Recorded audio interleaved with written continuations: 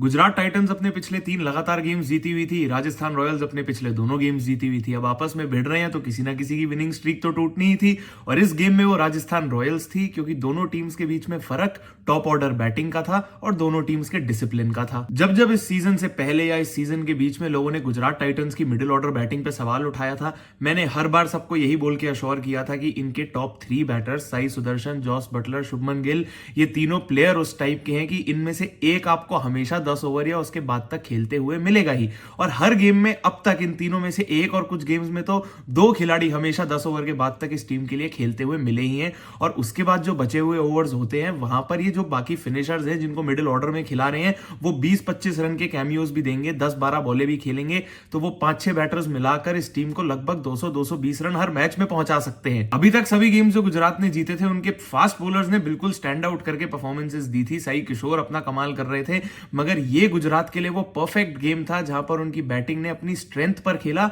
और ये प्रूव किया कि क्यों किस बैटर को किस रोल के लिए एक्चुअली पिक किया गया है। साई सुदर्शन ने वो प्रॉपर एंकर का रोल निभाया, शुरू से बैटिंग करने आए, आखिर तक खेलते रहे, 82 रन्स करे और जो बैटर उनके सामने खेलने आ रहा था उनके अराउंड पूरी इनिंग तक रन बनाता ही रहा। Jos Buttler 36 run, Shahrukh Khan 36 run. Shahrukh Khan अगर 4 नंबर पे खेलने आए तो उन्होंने ये इंश्योर किया कि वो अपने रन तेजी से बनाए, 170 के स्ट्राइक रेट से बैटिंग करे। Lower down the order Rahul Tewatia आए, उन्होंने अपने 24 रन 200 के स्ट्राइक रेट से करे, एक स्ट्रॉन्ग फिनिश दी, आखिरी ओवर में भी बाउंड्रीज लगाई।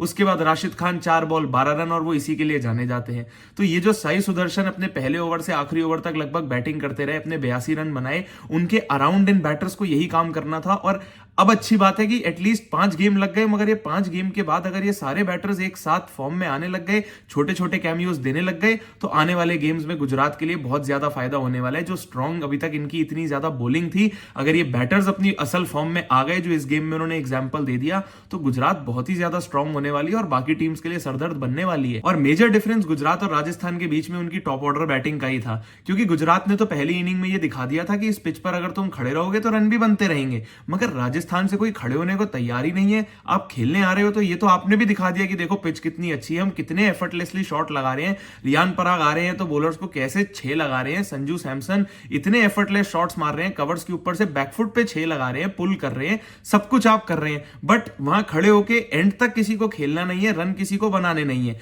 अगर आपकी टीम के 6 नंबर के बैटर शिमरॉन हेटमायर इतनी एंड में जाके अपने 52 रन बना रहे हैं, तो और वो आपकी टीम के हाईएस्ट भी है, तो वो सब एक लूजिंग कॉज में ही आ रहा है। वो सिर्फ एक मिरेकल पुल ऑफ करके आपको किसी तरह गेम जिताने की बस कोशिश कर रहे थे। ये काम तो किसी टॉप ऑर्डर बैटर को करना था, जो काम गुजरात के लिए साई सुदर्शन ने किया। साई सुदर्शन ने कोई 200 या 250 के स्ट्राइक रेट से तो बैटिंग करी नहीं थी, वो भी बस इनिंग्स को एंकर कर रहे थे, उनके अराउंड अपने बाकी सारे बैटर्स को वो खिला रहे थे।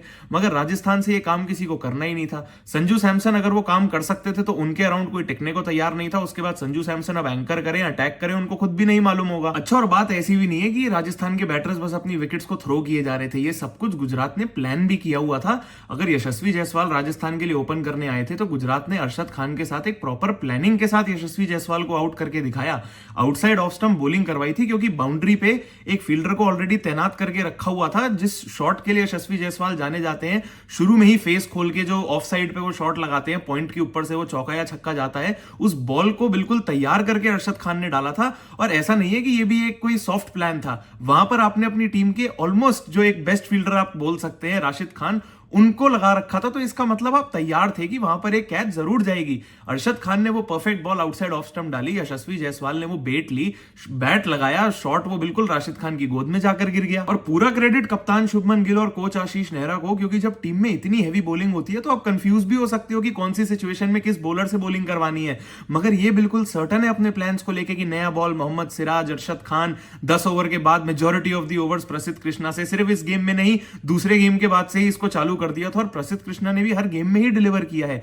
10 ओवर के बाद अगर बॉलिंग करने आते हैं तो पिच का यूज करके, अपनी हाइट का यूज करके पिच से बाउंस जनरेट करते हैं, हार्ड लेंथ पे बॉलिंग करते हैं, बैटर्स को अपनी पेस से बिल्कुल घबराहट में डाल देते हैं, रन भी बचाते हैं, विकेट भी लेते हैं। जो काम गुजरात के लिए पिछले सालों तक मोहित शर्मा अपनी स्लोअर बॉल से कर रहे थे, अब 10 ओवर के बाद प्रसिद्ध कृष्णा अपनी पेस और बाउंस से करके दिखा रहे हैं। राजस्थान रॉयल्स ना जाने क्यों वापस वही एक हॉट एंड कोल्ड सीजन की तरफ बढ़ती जा रही है, क्योंकि जब पिछले दोनों गेम जीते थे, और ये जीतते हमेशा ऐसे ऐसे हैं जैसे बिल्कुल अटर डोमिनेंस के साथ की टीम हो तो ऐसी हो, जीत हो तो ऐसी हो, मगर जब गेम हारते हैं तो बिल्कुल ऐसे क्लूलेस लगते हैं, गेम में होते ही नहीं है। 2 गेम जीतने के बाद अगर आप एक गेम लगभग 60 रन से हार रहे हो तो ये इसी बात का इंडिकेशन है कि आप गेम में कभी भी किसी पॉइंट पे दूसरी टीम से आगे थे ही नहीं। और ऐसा ही लगा इस गेम में भी। नीतीश राणा अगर बीच में एक गेम में उन्होंने इतने बड़े रन करके दिखाए थे, पावर प्ले में राजस्थान का स्कोर लगभग कुछ 90 तक लेकर गए थे जो सीएसके के अगेंस्ट उन्होंने खेला था। अब उसके बाद वो इतना कैजुअली आउट हो जाते हैं कि लगता है कि मन ही नहीं कर रहा था उनका खेलने का, कि आप किसी प्लान के साथ बैटिंग करने नहीं आए, आपको पता नहीं है कि इस चेस को आगे लेकर कैसे जाना है।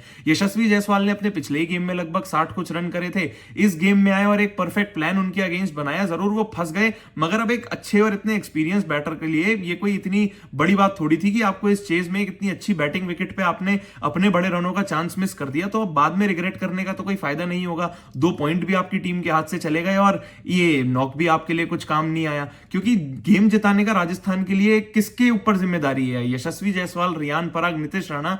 अगर आप टॉप 4 के 3 बैटर आप ही हैं तो 3 में से कम 2 प्लेयर रन बनाएंगे तभी तो राजस्थान भी गेम जीतेगी। और प्रॉब्लम वैसे उतनी राजस्थान के बॉलर्स के साथ भी है, क्योंकि जो सीजन के शुरुआत में आपने 2 गेम में लगभग 29 एक्स्ट्रास कंसीड कर लिए थे। इस गेम में भी अगर गुजरात ने 217 रन बनाए तो 18 तो आपने एक्स्ट्रास कंसीड करे। और न जाने इन चीजों के बारे में कोई बात क्यों नहीं करता, क्योंकि इस लेवल पे अगर आप 17 वाइड बॉल डाल रहे हैं तो 17 तो आपने सामने वाली टीम को फ्री के रन दे दिए जो उन्होंने बैट से बनाए नहीं थे। इमेजिन कर लो अगर ये इसमें से 12-13 वाइड भी कम होती, 3-4 वाइडें एक पूरी इनिंग में एक्सेप्टेबल होती है, तो 210 से कम का टारगेट होता, जो राजस्थान के बैटर्स के लिए भी मेंटली थोड़ा बेटर साउंड करता, क्योंकि पिच तो ये बैटिंग की थी और रिस्पॉन्सिबिलिटी राजस्थान के बैटर्स की ही थी। और आने वाले फ्यूचर में जब राजस्थान के बैटर्स एक बार फिर से किसी ऐसी ही पिच पर खेलेंगे तो जरूर थोड़ी और जिम्मेदारी के साथ खेलेंगे, क्योंकि आप सिर्फ अपनी टीम को नहीं हरा रहे, आप अपने लिए भी कॉन्फिडेंस डाउन कर रहे हो। इतनी अच्छी विकेट पे अगर आप अपॉर्चुनिटी को जाने दे रहे हो अपने बड़े रन बनाने की, तो फिर और कौन सी पिच पर रन बनाओगे? वीडियो पसंद आई हो तो लाइक जरूर करना, नीचे कमेंट करके ये जरूर बताना कि आपको क्या लगता है राजस्थान के साथ इस गेम में क्या गड़बड़ हुई और आने वाले गेम्स में कमबैक कैसे कर सकती है। चैनल अगर अब तक सब्सक्राइब नहीं किया है तो सब्सक्राइब जरूर करना, क्योंकि मैं तो ऐसे ही हर गेम के बाद आके आपको कंटेंट देता ही रहूंगा, क्योंकि अभी तो बहुत क्रिकेट और बहुत बातें बाकी हैं।